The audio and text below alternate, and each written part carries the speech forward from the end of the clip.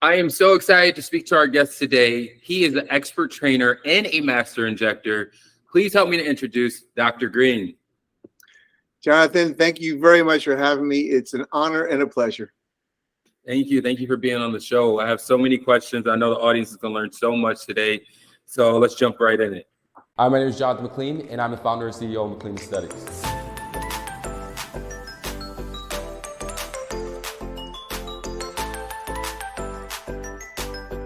Welcome to the dark side. Let's go.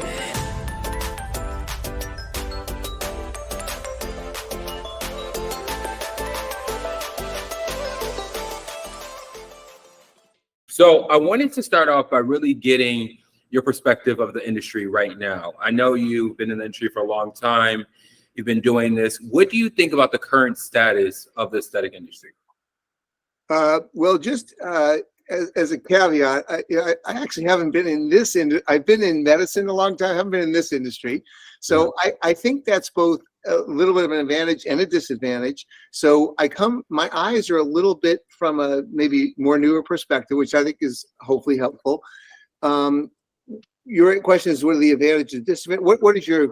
Tell me again the question. Yeah, so I mean, like, what do you think about the current state of how things are right now in the aesthetic industry? I think it's extremely exciting. I think it's phenomenally exciting. I think it's got pitfalls and opportunities, but for those who are willing to see the opportunities and seize the day, the sky's the limit. Awesome, awesome. So let's rewind back to the beginning. Tell us, how did you kind of transition your way into the aesthetic industry? Completely by accident. I would love to tell you, Jonathan, that I am smart enough to have planned this, but that is absolutely untrue. Very quick story. So I'm a urologist by training. I do surgery of the bladder and kidneys. My career has been dedicated to female urology. I was in an OBGYN practice, but I also believe in complementary and alternative medicine. I keep an open mind. Patients wanted me to do their bioidentical hormone replacement. I couldn't do it in my practice. I opened a place one day a week. Someone who did aesthetics came, and because my license was over her, one day I went to a weekend course in Cleveland just to get the certificate. Put a syringe in my hand, and I was like, whoa, what is this stuff? You know, this is cool stuff. And I started dabbling. My friend who's a plastic surgeon said, you're not bad. You should put this on social media. I said, that's great. What the heck is social media? And I learned that. And literally, that was like 5-6 years ago. And this has happened to me. So I feel incredibly blessed. Very grateful. Nice, nice. And that's two completely different worlds. I know you were saying it kind of spilt over a little bit with the hormone replacement, things of that nature. What were some other qualities that you were like, okay, I love this, time to make it my full-time thing? You know, I will tell you, first of all, I can't believe they pay me to do this stuff. I mean, this is really fun, right? I mean, look, if you're in this industry and you're not having fun, there's something wrong with you. Okay. I mean, it's just a fun place, right? But you know, in truth, Jonathan, what I'm doing is no different. So I was the leaky bladder doc in Richmond. Okay. I did 4,000 slings. A woman comes to you, she leaks, she can't play with her kids or can't exercise because she's wet. I do a surgery. She's dry. I've given her confidence. Now I'm doing the same thing higher in the body, right? I help people with their faces, but I'm not about Botox. I'm not about fillers. I'm not about any of this stuff. I'm about confidence. So this is just a different tool, but I'm doing the same thing I've been doing for 2 decades. Truly. Nice, nice, nice. I can definitely understand that. It really does. That confidence. Like when you look good on the outside, you feel good on the inside, and you just want to take over the world. Yeah, and that is you're right on. 100%. 100%. Yes, yes. So where are you located right now? I'm in Richmond, Virginia. It's a little jewel of a secret. I should tell people it's a terrible place because a lot of people are moving here, but no, very lucky. Close to DC, close to the mountains, close to the beach. Wonderful place. Love it. Nice, nice. Let's talk about the industry in that area. What are you seeing most as far as people asking for procedures and things of that nature? Sure. I think in general, there's a greater awareness overall. I think sort of it's pretty much the typical entry point for us. It tends to be Botox because people are aware of it. It's pretty effective. And so I'd say that's the biggest entry for the folks who are haven't done things before. You know, there's the fillers, there's the laser skin, but Botox is definitely the bread and butter, I think. Yeah, no, I definitely understand that. Like anybody that's getting into the industry, that's like their gateway drug almost to see if they like it. Yeah. Have you had a chance to try the Daxify? I have not. My philosophy in my entire career has always been to be one breakthrough behind. I'm a firm believer that I think it's great to be I want to be in there, but if other people can get a first 6-12 months experience, make sure the kinks are worked out, and then I kind of jump in. It's just for my own patients, I like to be a little behind. Yeah, But I have an open mind. I'm interested in it. Yeah, no, I can definitely understand that for sure. Now, with the aesthetic industry, there seems to be, for some providers, like complications, right? Not everything goes as smooth. How do you prevent that for your practice? How do you make sure that you're prepared? Well, the first thing is you got to understand that you can't completely prevent it. Yeah. And so what you can do is minimize the chance of it. And then you have to just constantly be vigilant. You have to have a plan. You have to go through fire drills with your team. You can't wait until, the house is on fire to figure out it's time to buy a fire extinguisher. I have this. This little device is amazing to me. This is my handheld ultrasound device. It used to be a giant machine back in the day when I was doing ultrasound for kidneys and things. So I'm not saying this is the only thing, but I've been training on this so that I'm prepared for vascular occlusion. We have all the stuff we need. We have a kit. We go through drills, and you just have to stay vigilant and up on the latest protocols. Yeah, for sure. I've been seeing more and more about ultrasound, people using it, implementing that into their practice. Is that something that you feel like all practices are eventually going to tap into? Yes, 100%. I think that it's only a matter of time that this becomes, in some European countries, when they have new medical students, they don't give them a stethoscope. They give them one of these. It's crazy. So this industry is in its infancy, totally in its infancy. The biggest thing I learned when I went to this course was not so much how to ultrasound, but it's a whole new perspective on how you understand anatomy. So, it's a learning tool. It's a teaching tool. It's not foolproof. We'll see where it fits in. I'm not ultrasounding to look for vessels before I inject. I don't think it's going to work in that regard, even in high risk areas. Where it is going to work is you have someone you don't know if the old filler was silicone or where it is, or you have a vascular occlusion and you want to see where's the best place to put Hylenex. But I would almost feel naked now without this. Yeah, for sure. I can definitely understand that. Now, being an MD in this field, I'm seeing so many MDs like drop, their specialty and head over to aesthetics more and more as time goes on. What are some things that you can give or advice you can give to other MDs that are looking to transition? I would say my advice to MDs is absolutely no difference than a PA or RNs or anyone. It's the same advice. And honestly, I got to tell you, I think that you have to have a certain initials after your name from a legal standpoint of being compliant. But there's amazing injectors who are PAs and RNs, MDs. I think it's really cool to see the background. So I admire people of all different backgrounds. I think the advice I'd give is, you have to have passion for it. If this is your passion, you're going to do fine. If it's not, it looks glorious and it looks great, but like anything else, hard work. It's a lot of hard work. Yeah, for sure. No, I agree. It is. It does look fun from the outside. Everybody wants to kind of jump over, but there's a lot that comes to it. There's definitely the learning part, and then definitely like the marketing part, not just going home and coming to work every day. It's more than that. How are you been able to, I see your social media, it's amazing, and you're growing your followers more and more each day. How are you able to kind of grow that and tackle social media as a whole? Yeah, well, thank you for that. It's pretty simple, actually. I went to a conference, a social media marketing world, a guy named Michael Stelzner, and I went because, as I told you, I didn't know anything about social media. And my superpower is to find people who are really good at things and emulate the heck out of them.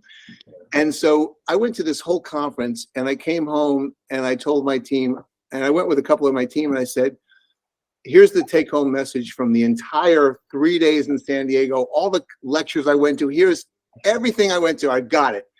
And they said, what is it? I go, just hit the damn button.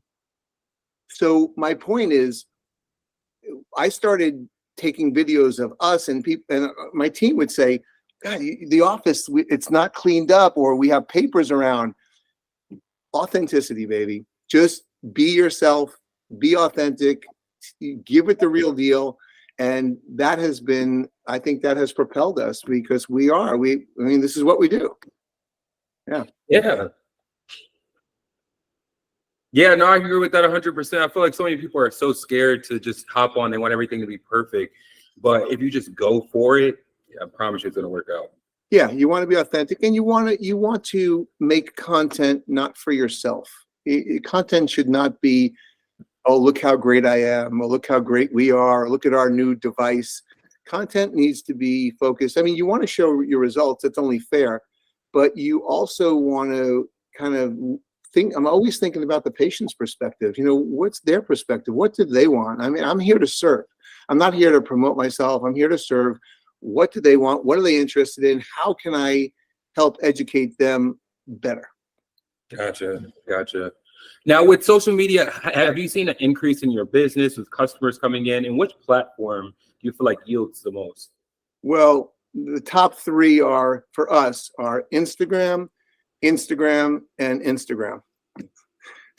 You know, look, Jonathan, I don't know how to do the other stuff, okay? And I've got a great team, and we're learning, but, you know, for us, it's Instagram, you know, and I love it, and I think it's a great medium. I think we are on YouTube. I think you have to be on a lot of things. I don't know if you know Gary V, but he says be on everything, right? Right? You know, I try to be on everything, and we're trying to multi-purpose. We're trying to do all that stuff, but at least get good at something, and then you can sort of branch out. Yeah, no, I agree with that too. And Instagram does yield a lot. I see a lot of providers on there. But, you know, there's TikTok, Facebook, you know, I see a lot of providers getting success from also. Absolutely. It's all good. Don't get me wrong. I just have a bandwidth where I'm starting, you know, but I'd like to be on everything. Did you ever think, just pause real quick, did you ever think when you were in school, like, I'm going to have to be on Instagram doing these videos and kind of like, was it ever thought? Not in my wildest dreams. I didn't even freaking do anything on social media. Like I said, what's social media? No, never did. And you know what?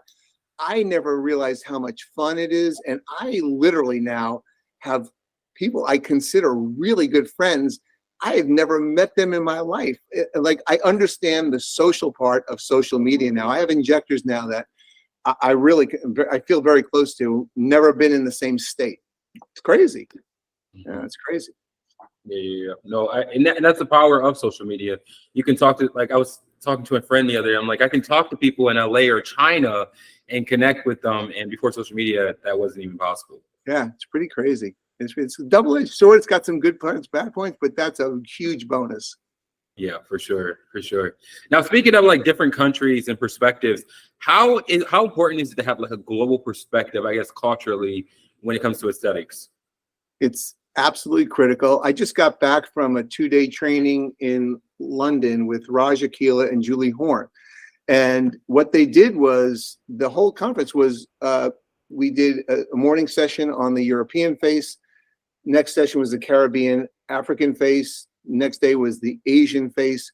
And we focused on all of those aspects. So I think, you know, I just treated an Asian face today. And what you have to understand, it's critical, because I see a lot of stuff out there. For instance, I'll take Asians, okay?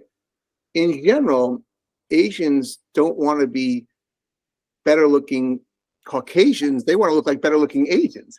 So you can't use the same cultural parameters on each race, because their bone structure is different, their facial structures are different, what looks good on them is different. So it's critical to understand that and study it. You have to study it. It doesn't come naturally. We all have our own biases based on who we are. And so if I look at someone who's Black and what they value and perceive as beautiful may be a little different than what I perceive. But having said that, at the end of the day, you need to understand that, but you also need to talk and communicate. Say, okay, here's what I see. Here, what do you see? What do you want? What are your desires? Talk to me. It's critical. Yeah, yeah, no, that makes a lot of sense. So you believe like kind of setting patient expectations is almost the number one thing. Yes, communication, expectations, and before actually, ahead of expectations is understanding, because it often takes me 4, 5, or 6 questions till I start to understand. So you hold the mirror up, you say, so tell me what bothers you, right? And they'll say, well, you know, I was thinking of a little filler here, and I know there's tear trough things, and I'll wait till I said, I'm not asking you to tell me what to do. What bothers you? And they go, well, you know, they have these things, and I was thinking maybe like the chin shadows. I go, you know, what do you see? And what do you wish? What do you hope for? You know, and it takes a while till you finally get that out of them, but you have to get that out. I spend 10 minutes before I ever will talk about treatment. I never talk about treatment right away, ever, never. It's the wrong thing to do.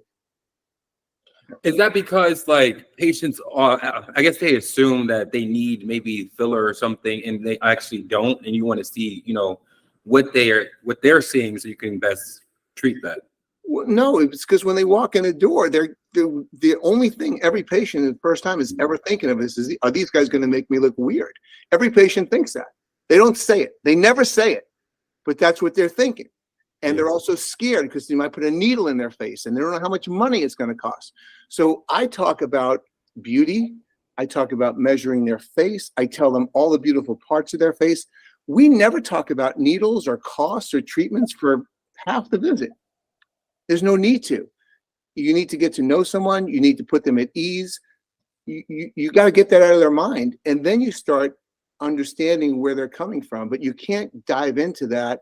And besides, it's not about that. It's about understanding and learning what their desires are. And then my job is to educate and see what possibilities exist and start a relationship. Gotcha. That makes sense. Yeah. Now, running your own business, is there any tips you can give to business owners? Yeah. The secret to my success has always been, because you say running your own business. So in both my personal and professional life, I have been pretty successful because I surround myself with really strong, intelligent women, and I try to get the hell out of the way. So look, I'm just saying. So when you say I'm running my own business, I'm pretty good at finding great people. I don't run my business. We run our business, right? Like, I take no credit for this. I have a great team. I have an unbelievable team. I have PAs, RNs, nurses, and you know, it's a matter of my primary job really isn't to take care of my patients. My primary job is to take care of the people who take care of our patients. Now, I have my own patient load, but my job is to get the vision going, let them, and I swear I have the greatest team. Well, I really do have a great team. So they run the business. I try to stay away and not screw things up. Yeah. How did you find, and I would agree with you with that totally. No men get mad at me for this, but I find that a lot of women are amazing at business. I don't know what it is, but they're just amazing at business and really leading. And life. Yeah, exactly. Jonathan, we're kind of knuckleheads. I don't, no disrespect to men, but if we had to have babies, the race would be extinct so long ago. Sorry, it is the way it is. I'm calling it like I see it. Could be biased. I might get canceled, but there it is. I agree with that 100%. Now, how did you find these people? Like, how do you go about finding great people to put on your team? Basically, you get a lot around you, and there's very few who actually put up with me. So the ones that the ones that are willing to put up with me are usually keepers. Look, I don't know. I've gotten better at it. Okay, I've gotten better. You have to find people who believe what you believe. both in patients and team. We're not interested in finding everyone who needs our services. We don't want every patient who needs them. We want patients who believe what we believe. And we believe that our mission is to help others, and our just cause is to create a world where everyone is able to wake up confident. That's what we're about. And when you start interviewing people and you get people who believe what we believe, one of our star people I hired over someone, there was someone else who applied for this guest relations job who spoke Spanish, knew how to draw blood, had medical experience. And this other person had been a stay-at-home mom of 4, had worked some restaurant business, never knew any aesthetics. And that's who I hired because she was the right person, and she's a superstar. So it's finding people who believe what you believe. I'm glad you said that. I really like that a lot because, I do recruiting myself. And when I'm speaking to these business owners, I often say, hire for people that believe in your core values. Like you said, hire for people that really are rock stars. Maybe don't have the experience, but you can feel that they want to be a part and they have the passion because they can work out farther. Yeah. So how did you transition from going to someone who just a recruiter that you obviously are drawn to this industry? What's your story? Yeah, no. So I initially started in hospital recruiting RNs and doctors in the hospital setting, and they hated their lives, which made me be like, why am I here? I don't want to do this anymore either. So I found out about cosmetic dermatology, and I've seen how new it was, and I've seen how interesting and intriguing it is. Like, not everyone could do this. Even you're a provider, you're a PA, you're an RN, you're a doctor, you have to have some eye for it, an artistic eye for it. So once I seen that, I immersed myself in it, started learning more and more, and realized there was no one actually telling you how to get a job, how to become a star, and really take it to the next level. So I wanted to be that guy that led it. But there's other people who have noticed that, but you took the step of doing what you're doing. Like, what was that? Yeah, I really like stuff that's unique or a little off. Like I said, everybody can't do this. Everybody can't get in this club, unfortunately. And the people that really enjoy this and are really good at it are really good at it. And I really value hard work. People that put in the hard work. And ever since I got in this industry, people put in conferences. They do everything. So it's just like, I want to be a part of something like that. Yeah. And similar to what you probably see in people who make a transition. Yeah. I imagine you left a stable salary, a job, and starting this was not exactly like, a no-fail thing. Like, you took that leap, right? Yeah. I mean, I started my own company. So I built up my team down here in South Florida. I have a couple of recruiters and PR person, a video team. But yeah, it was a big risk because, like everybody in the aesthetic industry, you start off as a contractor. There's really hardly any W-2s, any full-time with benefits. So it was a big change, but I love it. I love this industry. I love what it stands for. And yeah, I see myself in it for a long time. Yeah. So you asked before about what advice, so again, there's 100 people who recruited in cosmetic dermatology. Yeah. But whatever that spark is that Jonathan McLean has to say, I'm going to take the leap. That's what people need if they want to take the leap from what they're doing to this. It's that same spark. Like, you could have not done it. Yeah. But then you couldn't have slept at night. You always would have wondered, what if? Like, you couldn't not do it. If I know you. Yeah. No, true. Yeah. True. Yeah, no, 100%. And that's a good point too, because I get so many people that are from the hospital or other settings. They're like, I want to switch over, but I'm not sure. They're like teetering back and forth. But you're right. If you want it, you got to go full force. And you got to really want it. I was doing it part-time 2 days a week and still operating the rest of the time. Yeah. And my buddy Richard Bloom he's a famous plastic surgeon in Australia, in Melbourne. He said, you just got to go full time. I go, I got 6 kids to support. What do you got to go full time? He goes, you got to do it full time. I go, what are you talking about? He goes, and so I left the operating room and I did it full time, and I rolled the dice. Yeah. And were you ever concerned at a point like, I don't know if this was a mistake, or I don't know, were you ever like thinking in your head at any point? So as a surgeon, I may be wrong, but I'm never in doubt. I like right? that. So the answer is no. No. Look, if I'm going to do something, it's going to work out. I don't know how. I don't know how long it's going to take, but no, I never look back. Never look back. Something might be gaining on you. I agree. I agree with that 100%. I love that mindset because it takes that strong mindset to really, I think, lead a successful life in all aspects. Look, it's cliche, but whether you think you're going to succeed or fail, you're right. Yeah, for sure. For sure, for sure. Now, in the essence of learning and understanding, what are some good conferences or trainings that you could suggest for the audience to learn, to go and visit? So I have a huge bias. So the biggest influence in my career and in some ways my life has been Dr. Arthur Swift. Yeah, I can't say enough about him. I've gone to, I feel like a groupie. I think I've been to 5 of his events, and I'm thinking of going to the next one in New York. Every time it's like an onion. It goes deeper. You get more and it's deeper. So for me, he is a master educator, a master communicator, someone who keeps his mind open. And he speaks to me, and he, like some of the things he said, these BD syringes will change your life, and they have changed my life. So for me, that's what. I just got done with Rajput and Julie Horn. They were phenomenal. I spent a day with Dr. Ayad Harb learning noses.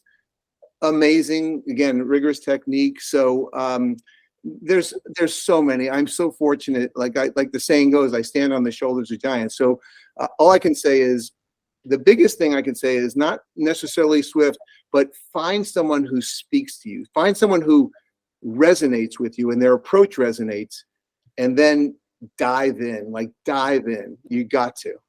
Yeah, no, that's very true. How much, I always like to ask injectors, just as a fun question, how much do you think you invested in training in a year? In terms of money, blood, sweat, or tears? I think a little bit of all both, but okay.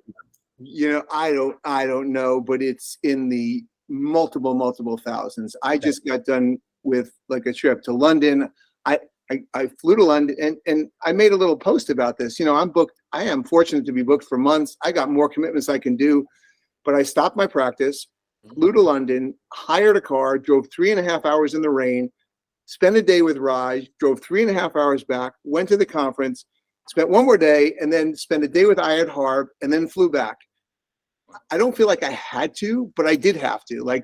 So I don't know the answer, but I have a next one planned. Just never stop training. The minute you stop training, you stop learning. The minute you stop learning, you stop getting better, and then you're going backwards.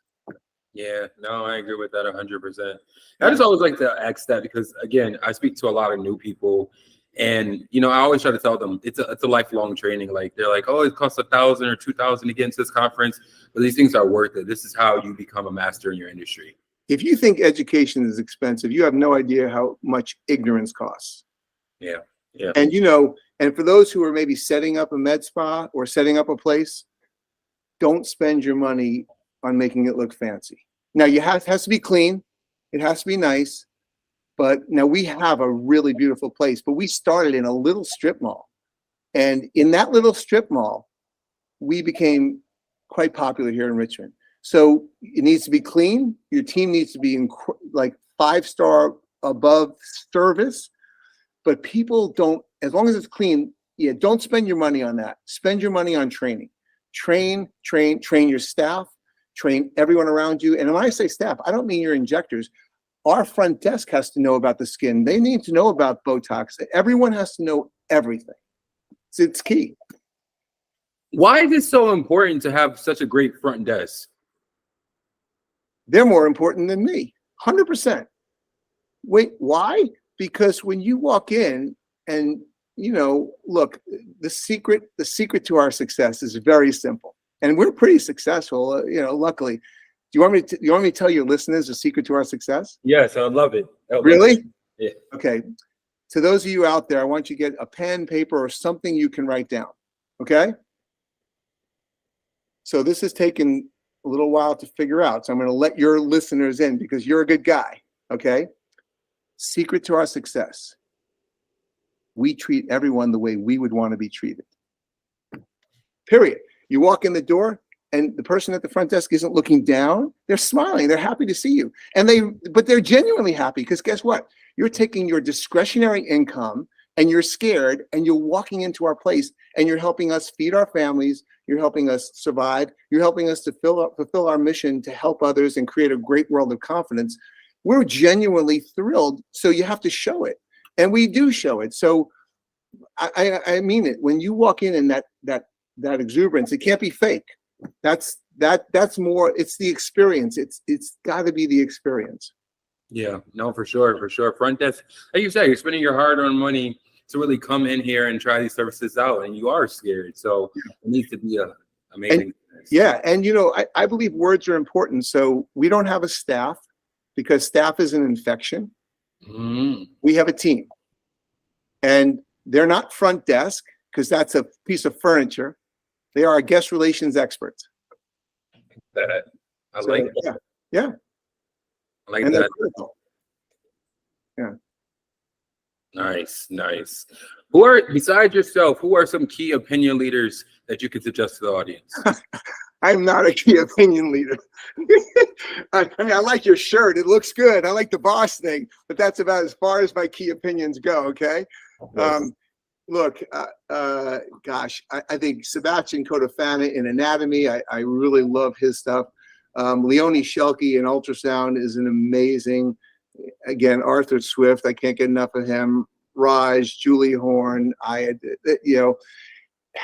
again, I think it's most important that